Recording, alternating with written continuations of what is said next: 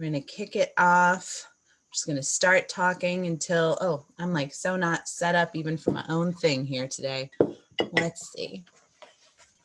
That can just go on the floor. I'm so curious what other people's home office spaces look like at this point. I feel like at some point I should do a roll call. All right. I'm gonna start talking until, I'm like so not set up even for my own thing here today. Hang on. I'm gonna put that down. Everyone's watching me scramble around because I forgot this other part of things. So let me, Jake, I'm just gonna pull up my second screen over here so I can see the awesome questions that hopefully everyone's gonna hop on and ask today. Let's see. So, all right.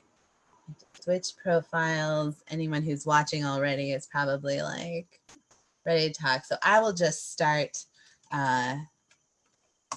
talking over here to welcome everyone who's watching today, tuning into So Ask Us. I'm super happy that this just keeps rolling on every week. And we've had such great conversations. And today is actually my first returning guest. And I'm especially excited because of all the people that I thought would want to return. Jake, I didn't know until we did the first one that you would get so into it. And I'm super pumped because I think you have so much really crucial information for people. And I'm psyched to talk with you. So thanks for coming back. Yeah, glad to be back. This is a good awesome. conversation last time. We did. We had a really good conversation. We had a lot of audience participation, which is always the key. And you also brought up a great question after our last conversation about whether or not we could do this along with a lot of photos, because sometimes it does feel like the talking, we don't get to really give that window in that we want to. So you've actually prepared some slides today. Yeah, I have a series of slides, mostly photos that I've taken over the last 6 years. I didn't include any text. I felt just wanted to, let the pictures represent, my message, and awesome. Interpret them as you will. Yeah, right. Well, we're going to interpret them along with you because you're going to talk with us and I'm going to casually interrupt you to ask all the questions along the way. Yeah, please do. So let's just dive into it. I'll let you share your screen and pull your PowerPoint up. You and I, in preparation for this, talked a little bit about what we're going to touch on today. So for folks watching, we're going to talk about wildlife. We're going to talk about neighbors. We're going to talk about all the different things that go into the work that Jake does for Coles and the work that a lot of sustainable foresters are doing and things that they're thinking about.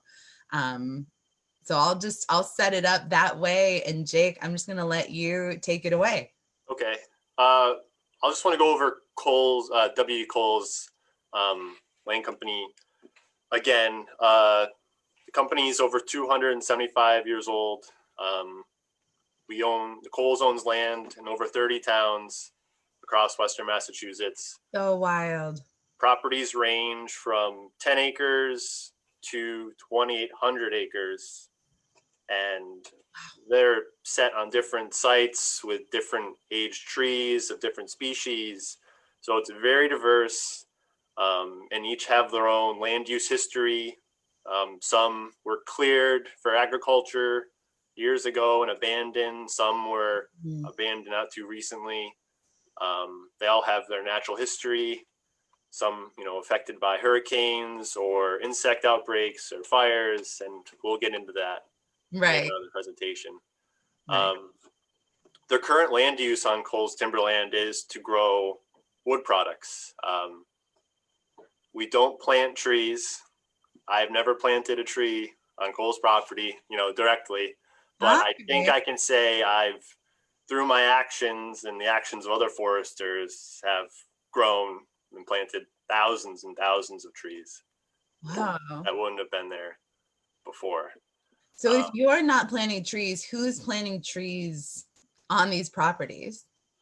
We rely on nature to do the planting for us. Oh, okay. No, Yeah, that's interesting. I didn't even know that. yeah, we depending on, well, I'll get into it later Okay, on. sorry. I'm always this kid in class, Jake. You should know this about me. When the PowerPoint comes on, I'm like on the question. So, okay, you're going to get into it. Keep going. And another part of Coles Timberland, most of the properties have been and are open to the public. Right. We try to follow, a kind of a wilderness rules, kind of leave no trace, carry in, carry out, enjoy the property, just leave no impacts. Right. And Respectful visits welcome. exactly, respectful Yeah. visits welcome. And that adds, I think the public's use of the property adds more value to the property. I think if the land was only used for growing trees and I was alone out there and I didn't run into anybody, it wouldn't be the same. Yeah. Yeah. So there is value added. Nice. And we also rely on the public to kind of keep an eye out on things for us. I can't keep an eye on every acre, but I know other people can. So we're always asking and welcoming people to let us know if they see anything that we think we should know about. Yeah. Awesome. I'll move on to the next slide. Sorry. No, this is exciting. Okay. And going back on recreation, there are old woods roads and kind of old logging roads that people use to walk through the property. Mm-hmm. Something I've started doing is adding just little notifications around those kind of heavily trafficked areas, just letting, if we are managing at that time, explaining what we're doing, why we're doing it, time frame, and anything else that's related to that site. Right. And this is something that you and I have gotten into talking about a little bit, because I think that the explaining that you do and the transparency that you bring to a lot of the work that Coles is doing on the land is so helpful, because from my perspective, working with a lot of developers a little bit closer in, there's been a sort of history of not being communicative with the people who are impacted by the work that you're doing in a certain space. So especially as we have moved through development of the Mill District in North Amherst, for me, a goal has been a lot more transparency around what's happening, how it's happening, when it's happening, who to contact if you have something to say or a question. So I love that you do this, because it is really helpful. And I think you've mentioned that you've gotten more connection built with neighbors, and people are more likely to tell you that something is going on, in the forest land where they're walking their dog or what have you. Right. And a lot of Coles properties aren't just backland. They're next to subdivisions, town centers. There are, single family homes or multi, family homes surrounding these properties. Yeah. So they're just not hikers that see this every day. Right. And I think getting ahead of it, if there is a forestry project, and just letting neighbors know what's happening, I think makes them feel at ease. Yeah. To not have any more, because if we don't let them know what's happening, people talk, minds wander, and right, rumors start, and then you're backtracking in your conversation. Yeah, that's awesome. So yeah, and this is the picture on the right. Coles marks all of our property boundaries. So there's yellow tags that we kind of space out every 100 feet or so. We score and paint the trees along the boundary with red paint, and those are long-lasting marks that help us know where the property is, help our neighbors know where the property boundary is, and it keeps everyone a good neighbor. Really. Right. And to that point about rumors, the way we're marking trees also does not injure the tree, right? Isn't Right. that I mean, we usually, our technique now is, a lot of these trees have been blazed in the past, so the bark has healed. So we're not really, we're not re-blazing them. We're just painting over that mark again. nice? And we feel that's the appropriate thing to do today. Be cool. So because we're not planting trees directly, we're relying on nature to kind of do the planting for us. It takes about 80 to 100 years on average, depending on the site, to grow a tree from a seedling to kind of finished forest or a mature forest product. In this case, there's saw logs that are sent to sawmills and sawn into beams, boards, finished product for furniture. Veneer products, if you've ever seen old paneling, those are just thin slices of veneer that are glued onto secondary wood products. And that's where the biggest return is. We're a company, we need to, we're profiting, just like a farmer that grows corn or hay. Sure. It's agriculture, and we're growing a crop, but that crop takes much longer to grow. Quite a bit of time. Yeah.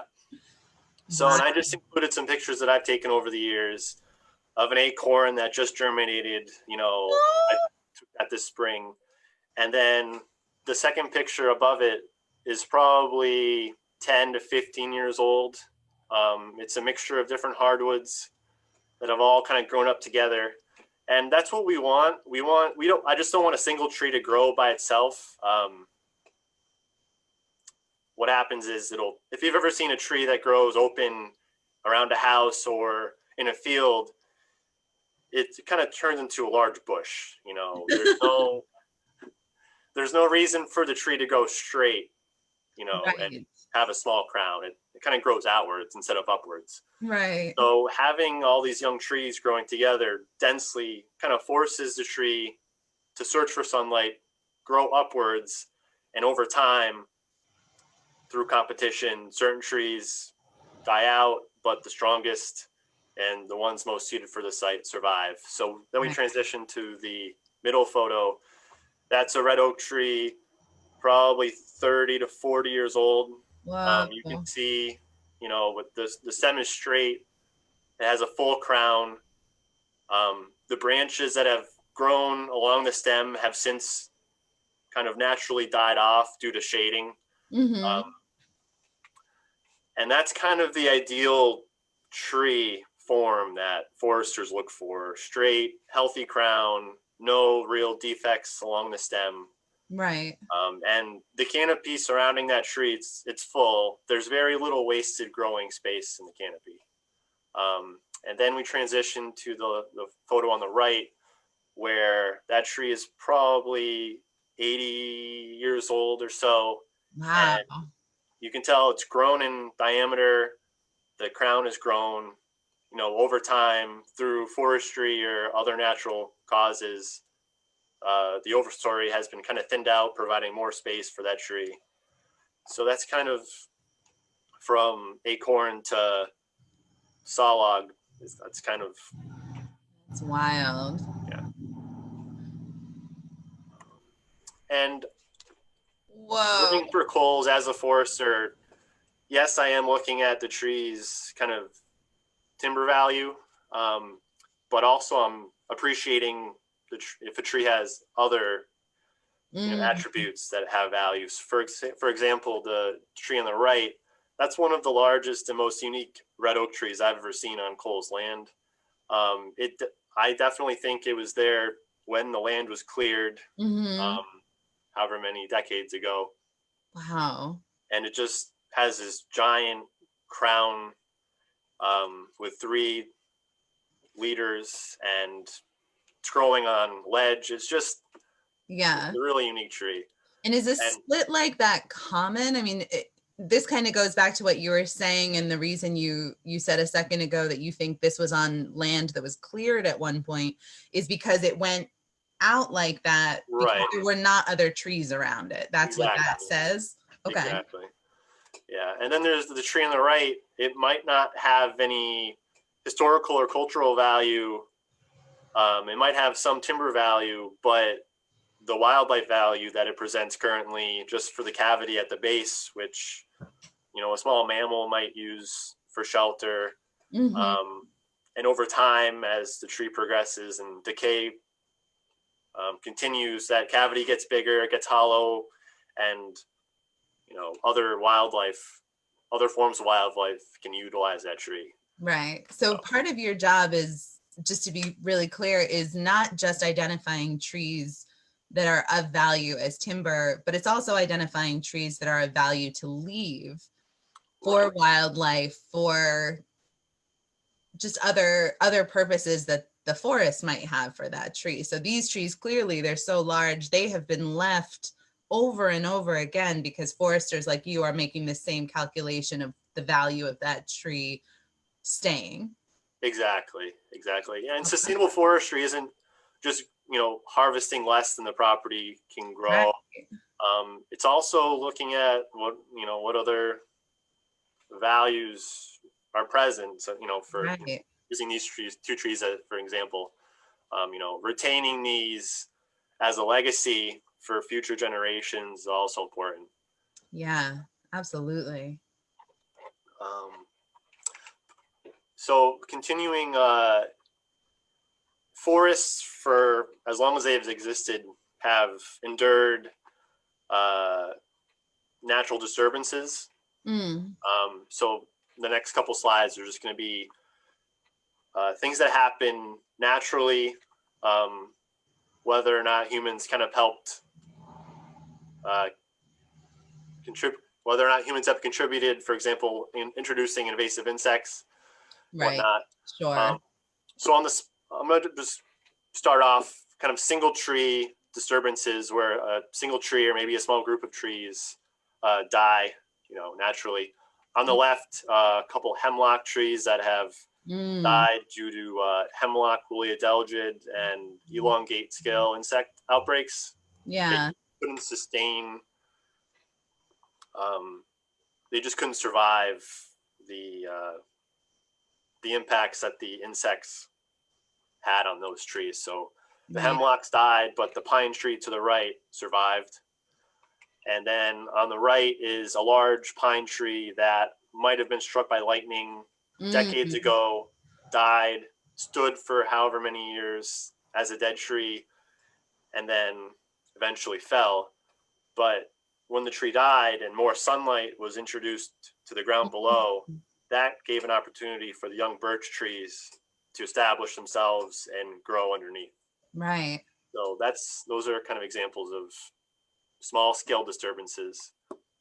I had so many metaphors. I won't even go down that road, but it's just so fascinating. And this is a gypsy moth. This is the result of gypsy moth defoliation and drought in Yeah. Belchertown.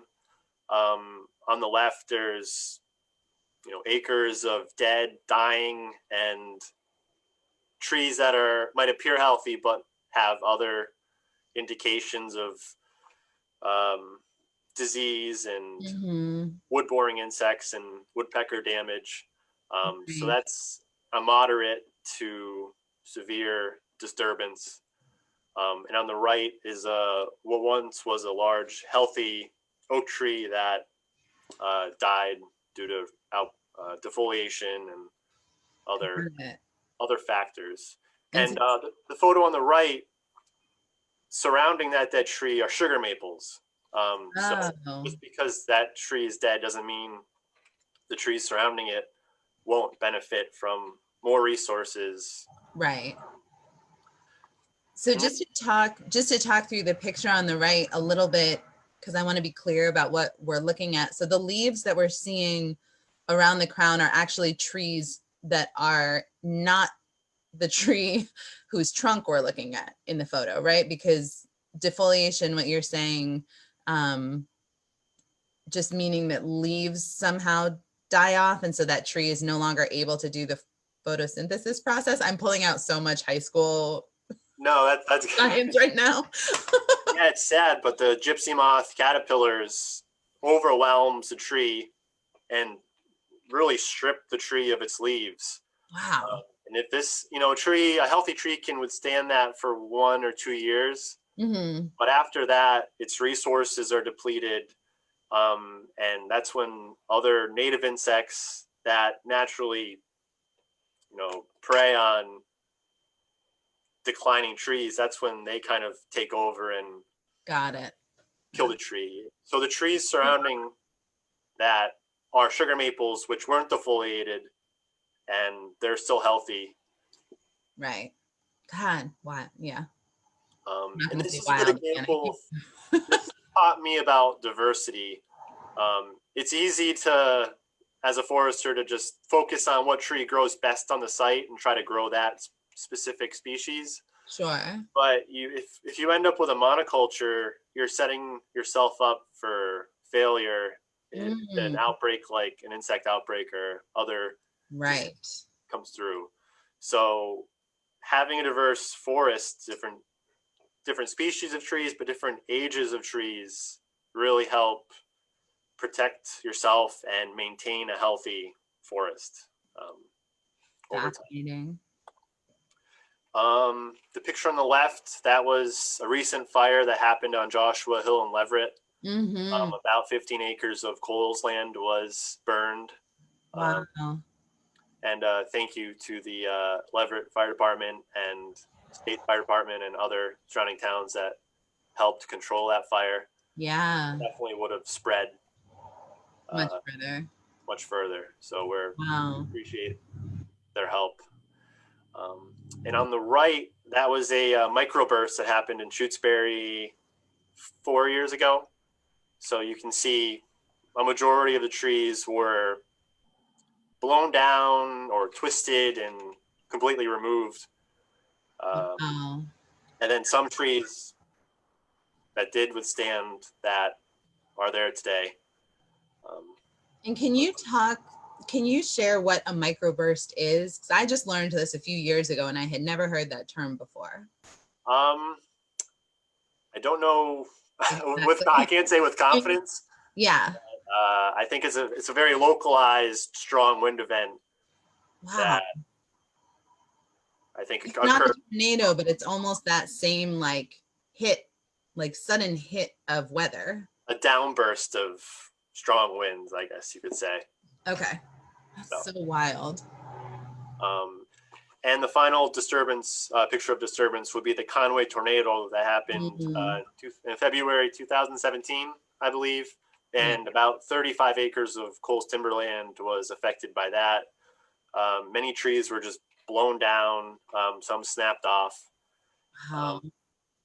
And on the picture of on the right is an after photo. We did salvage those trees best we could, and it's now left in a condition to regenerate a new generation of trees.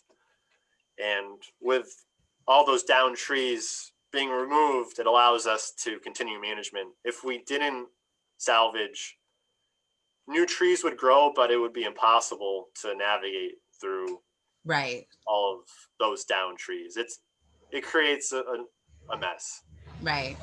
Definitely. And Jake, we have a question from Diana. She's wondering if gypsy moths attack specific trees over other trees. They prefer oaks. They like white oak trees the most. But if those oak trees aren't present, they'll eat hickories, birches, maples. I've even seen them defoliate pine trees before. Wow. So when the best food runs out, they move on. They move on. So wild. Thanks for asking, Diana. And anyone else watching, please feel free to put questions out here. So now the next few slides will be Coles management. And these are in succession of kind of intensity and goals. and I'll try to compare them to the slides of the natural disturbances, because forestry is really just mimicking natural disturbances. Okay. We, foresters and landowners will have goals, and we'll try to match kind of that treatment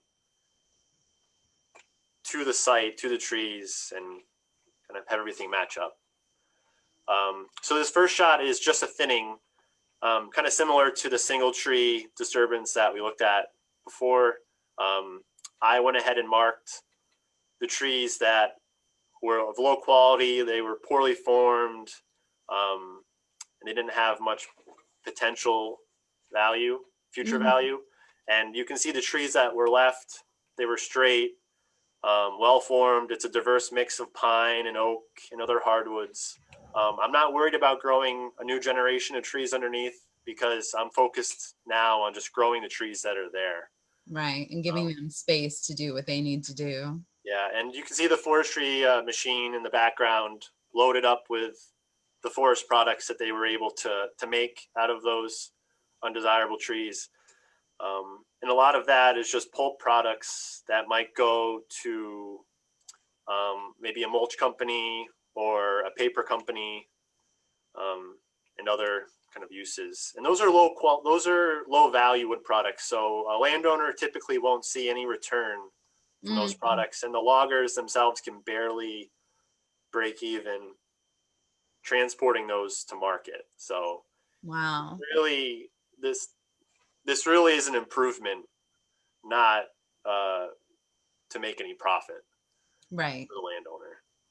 right, absolutely. And I feel like, I mean, this, we did say in agreeing to have these conversations with you, that we would touch on some of the intricacies and kind of harder parts of the conversation of this side of Cole's business. So just to kind of underscore that human beings consume a lot of paper products, and there have been so many movements to kind of limit the use of those products, but they're still really, really important to people. And so this is not for Coles to make money off of, and like clear cutting and all of those rumors that start to fly, but really careful management of how these forests can support human beings in the most kind of diverse way, and how we encourage all of the trees that grow to come to a really useful life for Right. themselves, in a way, not to be, I don't know, rosy about it, but just to underscore that we do use all of these products. Human beings, there's a demand for them. Right. We rely on natural resources to survive. Right. I don't think anyone can argue against that. But Yeah. I guess what's important is how do we utilize those natural resources? Right. In a regenerative way. Right. And I think on Coles, it's really a balance of harvesting, and continue, and growing, and not only growing, poor quality trees, but we can focus on growing high quality trees for a very long time. Yeah. Um, Yeah. and it's a continuous process. There's no end to this. It's a continuous Right. loop. The next slide I have here is when the goal is to grow existing trees, but also to grow a new generation of trees. So it's kind of a mix. And on the left, it's kind of that was a harvest where we kind of created these half-acre groups, and you can see the trees on the edge. But in that patch where we harvested the trees, in this situation, I think it was a lot of declining hemlock that was being affected by a couple insects. And you can see in that patch where we have 2 to 3 year old white pine seedlings growing up. They're so cute. Yeah, and this can be continued for another 20 years, where we're still growing the trees on the outside, and the young saplings are continuing to grow, in that patch. And in the future, I think a next step might be to harvest the trees, or at least some of the trees on the outside, so there's more sunlight falling into that patch, so the young trees have more resources. Yeah. And on the right, it's more of a evenly spaced harvest where you can make out the well-formed trees, that were left, oaks, Mhm. and the tree closest to us is a black cherry. Right now, it doesn't have very much value because of its form, but for diversity, for wildlife, it made sense to me to leave that tree, even Mhm. though it has little to no value. As a timber product. Right. Right. That makes sense. Um, and this is a harvest where the the existing trees that were growing were very poor quality. There was no way to maintain those trees. We couldn't grow them. We couldn't grow them to a better kind of forest product. The Mhm. condition that we're in would be the condition they would remain in for a very long time. So our goal was to remove most of them and to start over essentially. And Mm. this is about 10 years later. Wow. It's, I was walking, I had to, crawl through that. That's probably 10 feet high of a mix of different hardwoods that came up.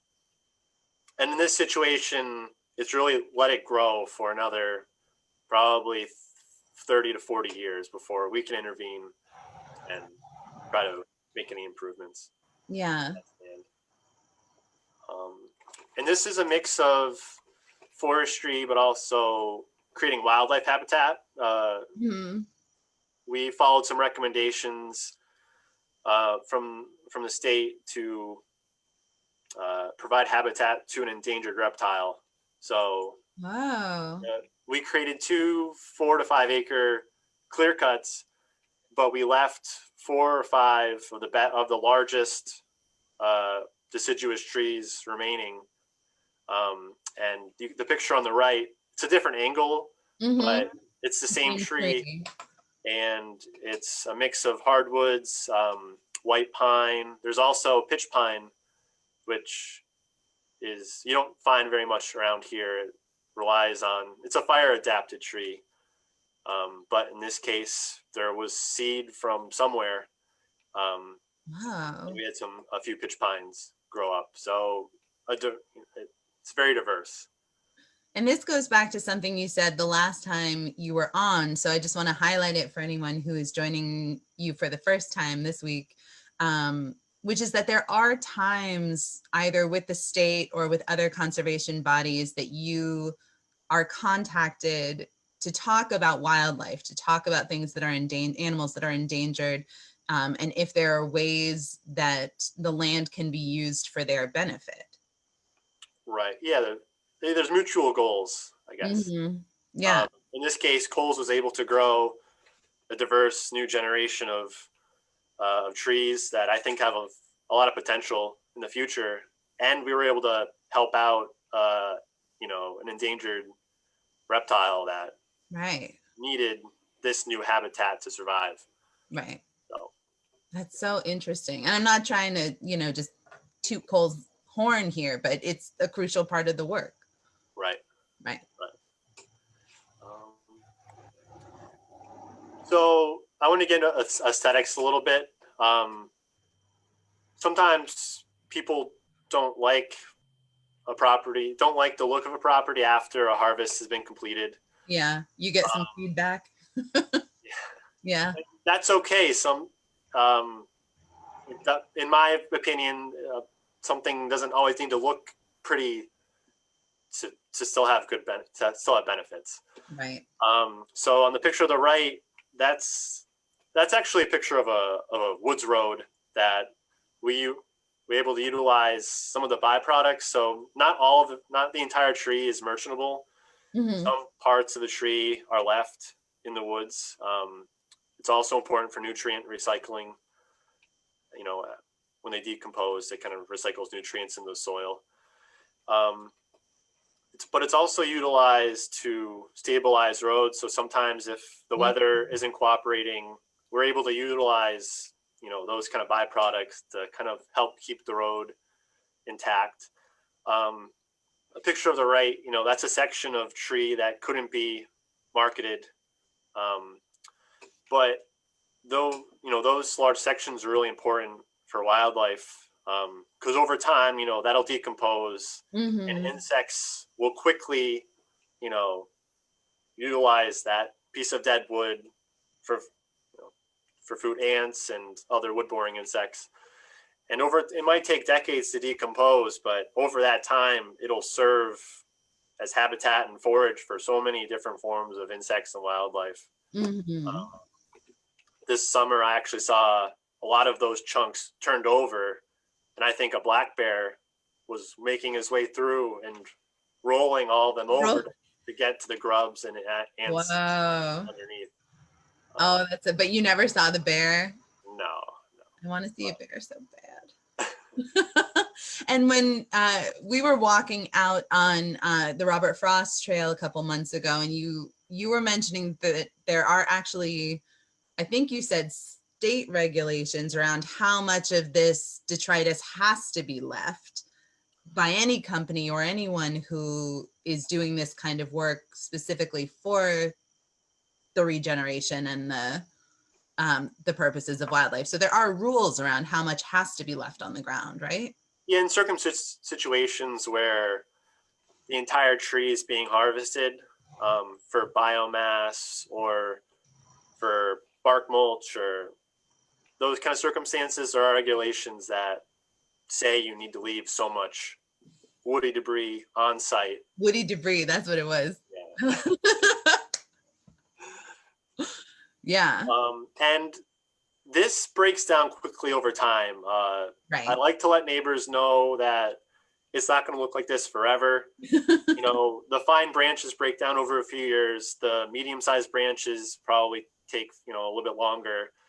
But during that time, young trees and other shrubs and stuff are growing up in between. Right, So it really kind of gets masked by new growth. So it's a right. very temporary condition. We all have to embrace the messiness of life sometimes. This is a good metaphor for it. And I think that wildlife, like a little bit of like disturbance, like messy, it's shelter. It's there's foraging opportunities there. Right. It's just, I Right. think, just part of kind of the natural process. Yeah. Um, so just because we don't find it uh, aesthetically pleasing doesn't mean it's not being utilized by something else. Right. Definitely. Um, I wanted to talk about kind of this is a log landing. This is where the wood products are sorted and loaded onto trucks. Back in the day, all of the wood products would go to a single mill, and it was a very simple kind of process. But today, with so many markets and different end uses, we have a lot more sorts. So on this job in particular, I can see at least 6 different sorts of wood products, ranging from firewood to oak firewood to hemlock pulp to white pine pulp to hemlock under 20 foot, hemlock over 20 foot. I can go on. Wow. Kind of the result of kind of, I think, the the economy changing and markets changing to where you need to really be smart about how you market wood products, Mm-hmm. just to get the best return um, to the landowner. And this is a picture of a log trucker loading a log trailer. And back in the day, a log truck would just load itself and go to the mill. But today, with markets so spread out, some spanning hundreds of miles, the only way to market some of these products is to load a log trailer. So that's been a change the last 10 years, I'd say. And we experimented a little bit. On the picture on the right, we actually loaded rail cars full of pine logs, and it took a while, but it ended up at a mill in Maine. Wow. So we experiment sometimes with different transportation means. That didn't end up working out. It just took too long to get, Oh, yeah. but we tried. Yep. Yep. And this is an example of an end use. This was taken at the coal sawmill probably 10 or so years ago. These are beams that would be used in a post and beam house or a barn or a shed. Just one of the many uses of a forest product. Something that people don't think about are pollinators Yeah. in the woods. People, I think, just associate fields and gardens Right. with pollinators, but there are many different types of bees, wasps, butterflies and moths and flies that all pollinate, native trees and shrubs and plants. And these are two examples of kind of wildflowers that grow up after a timber harvest. These are both taken a couple of years ago. On the left, that's silverrod and a variety of goldenrod, and there's a blue mud wasp. I see a honeybee, and in the back, I think there was a bumblebee, all utilizing, these. Wow. That's a wasp with the blue wings? Yeah. Yeah. Wow. And And on you the right, see that like woody debris underneath these plants. So that's right, what you're talking about when things grow up through that. it's almost instantaneous, really. The wildflowers, their seeds are there. They're present in the soil. They just need the sunlight and the heat and just the right conditions to grow. Wow. I didn't plant any of that. That all came up naturally. Unreal. And a picture on the right, that's a wildflower that I really only see after timber harvest. Pale corydalis, I believe it's pronounced. And there's a tiger swallowtail butterfly on one of the flowers. There were actually dozens flying around this large clump. So it was a nice sight to see. Wow. Nice surprise. That's so cool. We talk about wildlife. Here's some just examples of wildlife that I come across. On the left is a flying squirrel. Oh. Yep, they usually surprise me because they'll pop out of their cavity in the tree. And on the right, that's a grosbeak nest, I believe. And I've really only seen their nests in areas where we really focused on growing a new generation of trees. I saw probably at least 6 of those nests that day, all kind of spread out throughout the property. Wow. And I also talked to hunters. I spoke to a hunter last week who knew a Cole's property pretty well. And he was ecstatic. He was, Jake, I've never seen so much deer and turkey before. I heard a whippoorwill call for the first time in years. I saw a rabbit for the first time, in years. So hearing other people tell me, the changes they've seen for the better, Right. has been encouraging. Right. And my last slide is This is so cool. this was captured this spring. On the top, you'll see a mother moose and 2 of her calves. Oh my God. And below that, a doe and 2 of her fawns. And I think it's uncommon for deer and moose to have twins. Yeah. I feel like the conditions must have been really good for the mothers to not only carry twins but to have them survive so long. Yeah. That tells me that the conditions on Cole's properties and surrounding properties are good enough to support those forms of wildlife, even though they are the forms of wildlife that are eating the trees I'm trying to grow. Yeah. It's amazing to watch moose bend over a sapling that I was trying to grow and eat the top off, or a deer nibble at the red oak seedling that I was so happy, that germinated. You're adorable, but don't do that. Right. So there is the impacts of wildlife on forests are very evident to me. Right. they really do impact, I think, the current condition. But if they're eating all of the trees of all of a certain tree, that tree won't be able to grow and continue. Right. So they do impact Coles timberland. And that's really all I had to share. That's awesome. That was so awesome. That was so much information. I feel like you just gave everyone like a free class in It's a crash course in forestry, crash course Coles in forestry. forestry.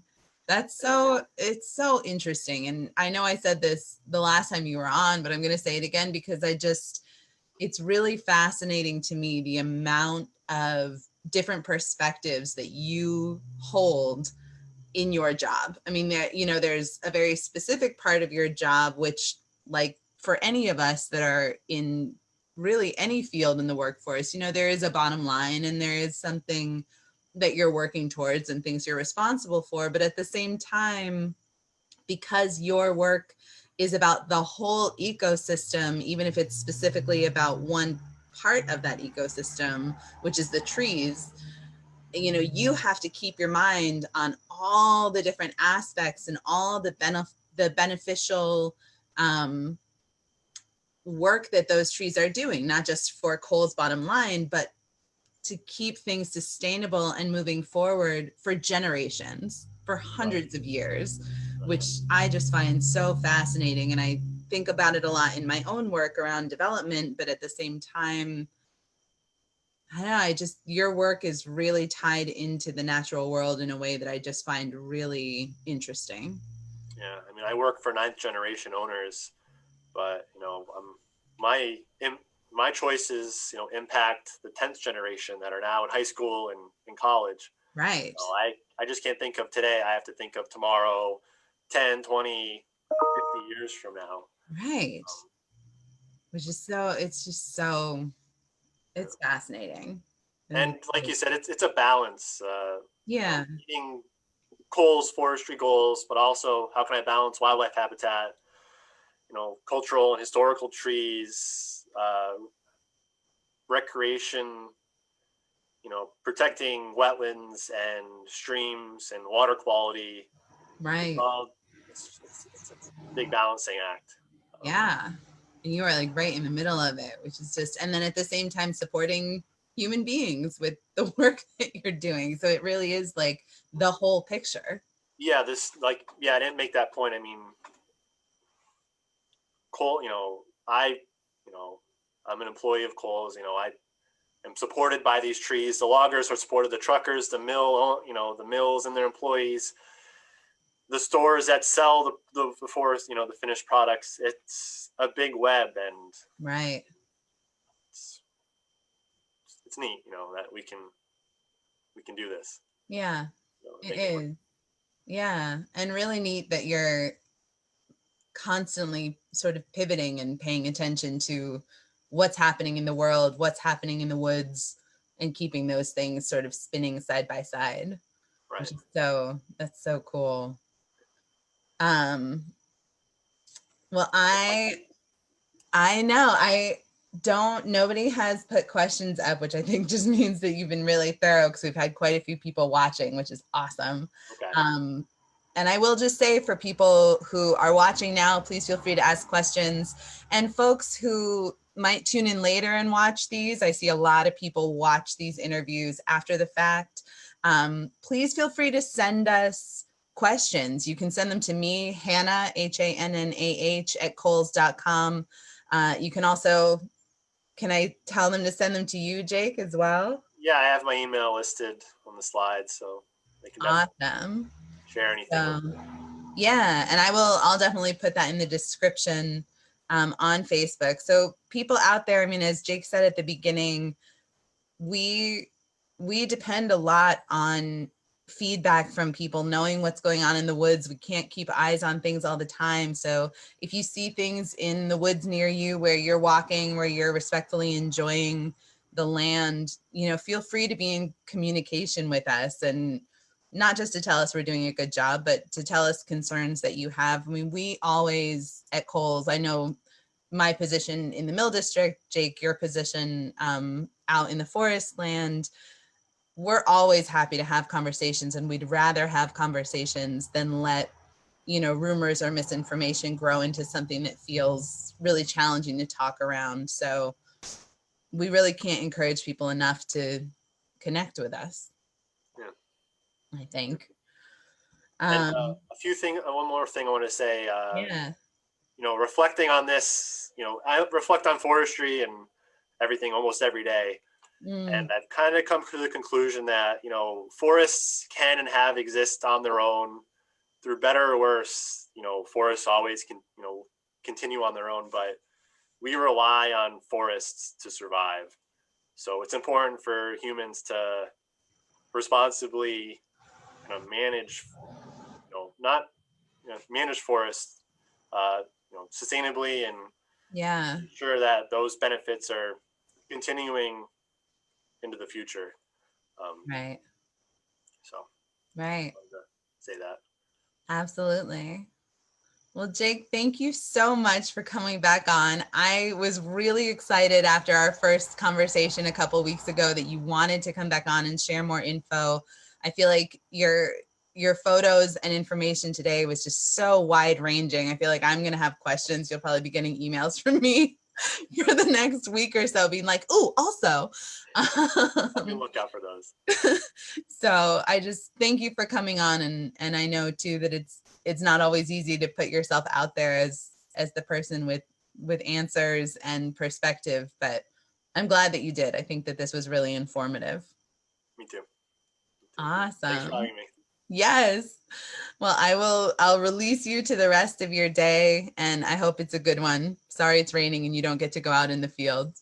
Thanks, Anna. Bye.